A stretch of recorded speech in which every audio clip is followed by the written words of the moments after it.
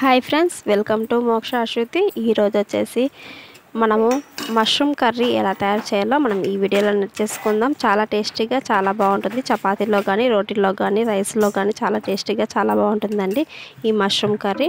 ఇప్పుడు వచ్చేసి మనం ఈ వీడియోలో వెళ్ళిపోదాం. లైక్ చేయండి, సబ్స్క్రైబ్ చేయండి. ముందుగా మనము ఈ పుట్టగొడుగులు ఉన్నాయి కదా, దీన్ని పైనుంచి స్కిన్ని మొత్తం తీసేసుకోవాలి. రౌండ్గా చిన్నగా నెమ్మదిగా తీసుకోవాలండి. ఇవి స్మూత్గా ఉంటాయి పుట్టగొడుగులు అనేటివి.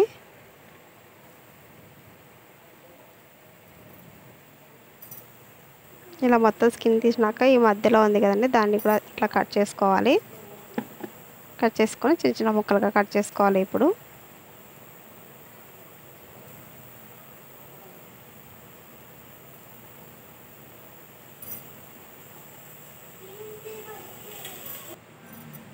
అన్నిటినీ ఇలా చిన్న చిన్న ముక్కలుగా కట్ చేసుకుందాము.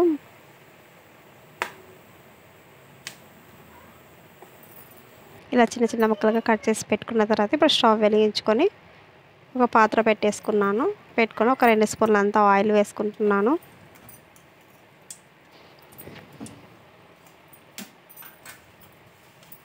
మీడియం ఫ్లేమ్లో పెట్టుకొని ఇప్పుడు వచ్చేసి ఆయిల్ వేడైన తర్వాత ఈ మష్రూమ్స్ని వేసుకొని ఒక 5 నిమిషాలు వేయించుకోవాలి. మీడియం ఫ్లేమ్లో పెట్టుకొని 5 నిమిషాలు వేయించుకుంటే సరిపోతుంది. ఇలా మగ్గిన తర్వాత మనం ఒక ప్లేట్లోకి తీసేసుకుందాం.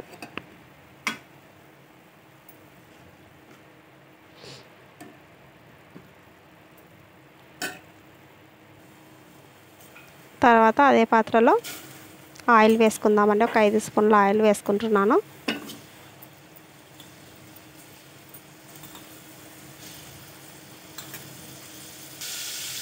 ఆయిల్ వేడైన తర్వాత అల్లం పేస్ట్, ఒక ఉల్లిగడ్డ తీసుకొని ఉల్లిగడ్డ పేస్ట్ చేసుకొని వేసుకోవాలి. ఒక 5 నిమిషాలు పచ్చి వాసన పోయేంత వరకు మీడియం ఫ్లేమ్లో పెట్టుకొని వేయించుకుంటే సరిపోతుంది. ఇప్పుడు వచ్చేసి లవంగా చెక్క వేసుకుంటున్నాను. తర్వాత వచ్చేసి అల్లం పేస్ట్ ఒక స్పూన్ వేసుకోవాలి. వేసుకొని ఒకసారి ఇలా బాగా కలిపేసుకుందాం. తర్వాత ఒక 1/2 స్పూన్ వచ్చేసి పసుపు వేసుకుంటున్నాను. సగం స్పూను.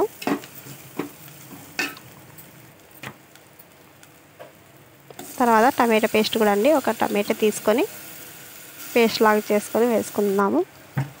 ఒకసారి ఇలా బాగా కలిపేసుకోవాలి. ఇలాగ ఒక 5 నిమిషాలు కలిపి మగ్గిన తర్వాత కారం వేసుకోవాలి. కారం వచ్చేసి ఒక 2 స్పూన్ల కారం వేసుకుంటున్నాను. ధనియాల పౌడర్ ఒక స్పూను.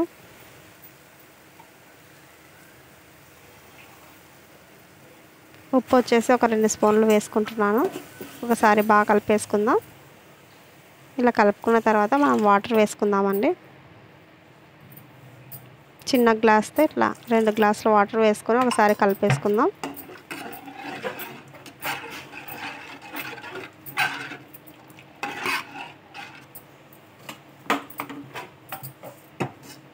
తర్వాత వచ్చేసి మనం వేయించుకున్నాం కదా ఆ మష్రూమ్స్ని వేసుకొని పైన వచ్చేసి కొంచెం గరం మసాలా వేసుకొని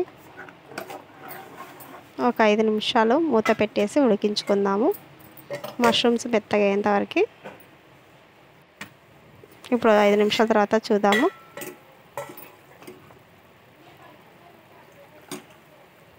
పైనుంచి కొంచెం కొత్తిమీర చల్లుకోవాలి. ఒకసారి ఇలా కలుపుకొని మనకు మష్రూమ్స్ ఉడికిందో లేదో చూద్దాము. మష్రూమ్ అనేది ఉడికిపోయిందండి. చాలా టేస్టీగా చాలా బాగుంటుంది మష్రూమ్ అనేది. మీకు ఈ వీడియో నచ్చినట్లయితే లైక్ చేయండి, షేర్ చేయండి.